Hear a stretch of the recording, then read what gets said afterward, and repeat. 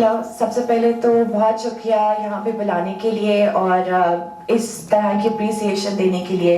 मैं अभी अदनान साहब को भी यही कह रही थी कि हम काम कर रहे होते हैं लेकिन हमें शायद आइडिया नहीं होता कि लोग पढ़ रहे हैं, बिकॉज अगैन आउटरीच उतनी ज़्यादा नहीं है जितनी या हमारी वो वायरल मोमेंट्स नहीं होती.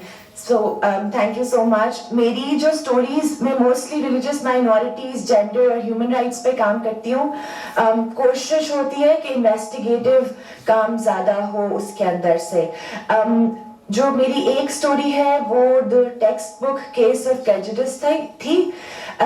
इसके लिए अगेन सिंगल नेशनल करिकुलम के कॉन्टेक्स्ट पे एनालिसिस किया गया कि हमारी किताबों में नाम किस तरह के यूज़ हो रहे हैं, कितने नाम हैं जो मुस्लिम नेम्स हैं, कितने क्रिश्चियन नेम्स हैं, अदालत में क्या कार्रवाई चल रही है इस करिकुलम के ऊपर, करिकुलम के अंदर क्या मसले हैं, और अगेन ह्यूमन इंटरेस्ट स्टोरीज सामने लाई गई कि किस तरह से हिंदू, क्रिश्चियन या बाकी मज़ाहिब के लोगों के बच्चे जब करिकुलम पढ़ते हैं, और उनमें से कई लोग ऐसे थे जो बचपन से स्कूल गोइंग भी थे और यूनिवर्सिटीज में भी थे और उन्हें आज तक याद था कि किस तरह से उन्हें ट्रीट किया गया. एक और स्टोरी जो मेरी है वो फोर्स्ड कन्वर्जन्स के ऊपर थी. मैं अभी मेरी एक और स्टोरी भी आई है फोर्स्ड कन्वर्जन्स के ऊपर. इसी एक इशू को मैं 5 डिफरेंट एंगल्स से कवर कर चुकी हुई हूँ. फोर्स्ड कन्वर्जन्स में लास्ट मेरी स्टोरी जो अभी आई है, जो इस अवार्ड के लिए नहीं थी, दैट वाज कि कन्वर्जन सर्टिफिकेट्स में क्या मसाइल होते हैं. वो सिर्फ सर्टिफिकेट्स पे है और उसमें पूरे पाकिस्तान से 27 कन्वर्जन सर्टिफिकेट्स इकट्ठे करके और उनको मैंने सामने लाया कि ये देखिए, ये सियासी जमात भी कन्वर्जन सर्टिफिकेट दे रही है, एनजीओज भी दे रही हैं, मदरसे भी दे रहे हैं, रजिस्टर्ड है नहीं है. सो वो क्योंकि ये भी मेरी लाल मालिक साहब से भी बात हुई थी लॉ के ऊपर. जब लॉ स्ट्राइक डाउन किया गया एंटी कन्वर्जन का, तो मैं फिर जामिया नईमिया भी गई और उनके रिकॉर्ड्स भी फॉर द फर्स्ट टाइम हमने पब्लिश किए कि उन्होंने अपने अभी तक कितनी कन्वर्जन्स की है और जो कम्युनिटी, क्रिश्चियन कम्युनिटी और बाकी कम्युनिटीज के नंबर्स हैं वो क्या हैं, और मुस्लिम्स के पास जो फिगर्स हैं वो क्या है. आखिरी स्टोरी मेरी जो थी वो उसके ऊपर थी फोर्स्ड कन्वर्जन में. जो पंजाब में सिर्फ 3 बच्चियां जो कभी वापस आई हैं. कन्वर्जन में बच्चियों का अगवा कर लिया जाता है लेकिन वो कभी वापस नहीं आती, हमें कभी भी नहीं मिलता. मैं खुद भी कई केसेस ट्रैक कर रही हूँ, कभी पता नहीं चला कि वो बच्ची कहाँ पे गई. जिस मर्जी से बात कर ले नहीं मिलती. 3 वापस आई, मायरा, शहबाज, शार्लेट, जावेद और फरा शाहीन. मैं इन तीनों के पास गई और इनकी स्टोरी, मैंने सिर्फ स्टोरी लिखी और 7 नंबर्स के साथ बताया कि ये मसला कितना ज़्यादा है. आई वांटेड कि मैं इसको सेक्स ट्रैफिकिंग के जो रिंग्स हैं, बिकॉज इन सबको बेच दिया गया था और वो किसी और जगह पर गई और फिर वहाँ से रिकवर किया गया. सो वो उनकी स्टोरीज के बाद आई थिंक वो जो पूरा आर्ग्यूमेंट है कि कन्वर्जन्स एक झूठ है, होती नहीं है हमारे मुआशरे में, वो एक था.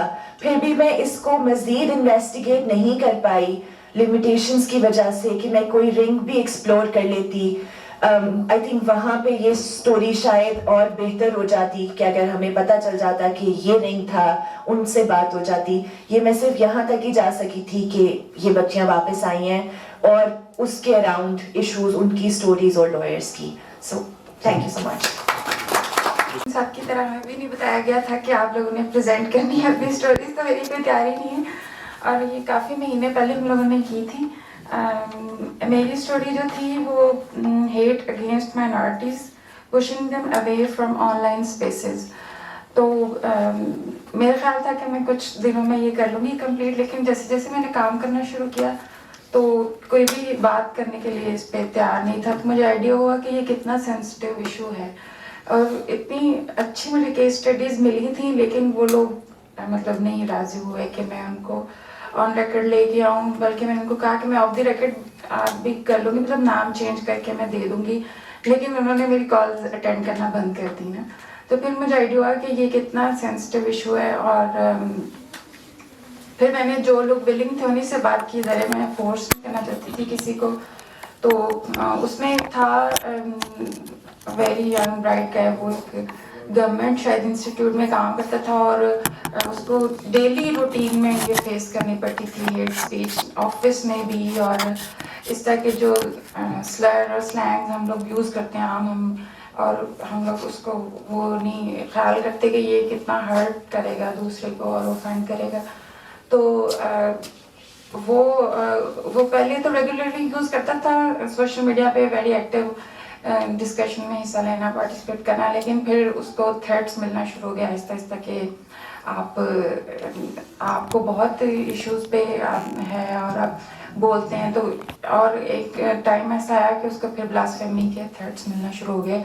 तो वो फिर इतना फोर्स उसको फैमिली ने किया कि हम नहीं चाहते कि हमारा बेटा जो है वो सिर्फ इस वजह से कि वो डिस्कशन करता है और पॉइंट आउट करता है चीज़ें जो माइनॉरिटीज़ फेस करती हैं, तो हम उससे भी हाथ धो बैठे। तो फिर वो उसने बिल्कुल अपने अकाउंट्स वगैरह बंद कर दिए और सारे, और फिर वो इतना एक्टिव नहीं रहा ना।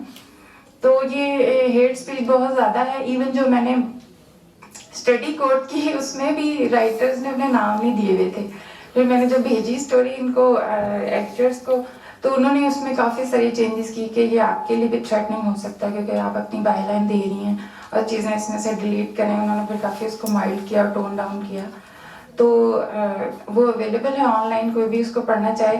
लेकिन ये है कि उसके बाद मुझे आइडिया हो कि ये कितना इस पर काम करने की ज़रूरत है। जो हम कन्वेंशनल मीडिया में जब मैं काम करती थी तो इस पर इतना डीपली हम लोगों ने कभी काम नहीं किया था, जो हमें इस प्लेटफॉर्म पे इस पर काम करने का मौका मिला।